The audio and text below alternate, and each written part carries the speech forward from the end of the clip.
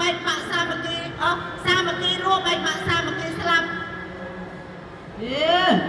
តើបងឯងតែងមកក៏ជ្រៅអីជ្រៅម៉ែចង់មានអីតែជ្រៅបងឯងឆ្លើយឲ្យត្រូវមកគេឡងទី12អីបើគេដាក់ចង់បងឯងក្រែងចាប់ទី12ដែរខ្ញុំតែកល់អាជាឡៃអីក្លោនតិចឥឡូវនំកល់ជាឡៃឯនៅបាក់ទៀតចាអូយឥឡូវអត់អីឥឡូវជាបាត់អីទៅបើខ្វាយយើងតទៅតាមអូចាំទៀតណា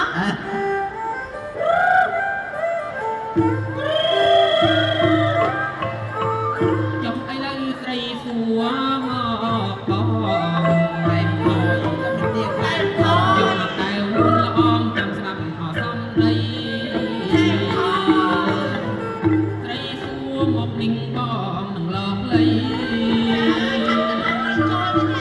យសម្លាញ់នាងនៃឆ្លើយប្រាប់នាងអីសាមគ្គីរួមបែកសាមគ្គីស្លាប់ចំណាប់អូនទៀងតាបងនឹងឆ្លើយប្រាប់តាមតម្រាសំកើជីវ៉ាអត្តន័យនោះកា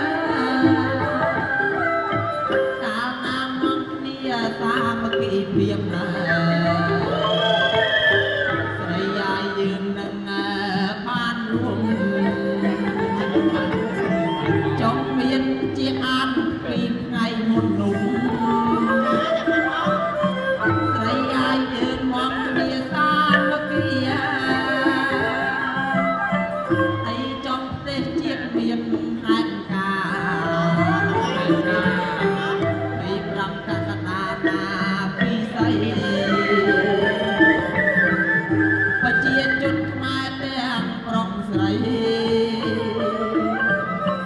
អូនអាយពួតដៃសាមគ្គីគ្នាចាំណាអូនណាចាអូនឆ្លាញ់ត្រូវសាមគ្គីអូនណាបងអាយបងឆ្លាញ់ត្រូវពី3បងបានបងស្រាយយ៉ាងខ្លី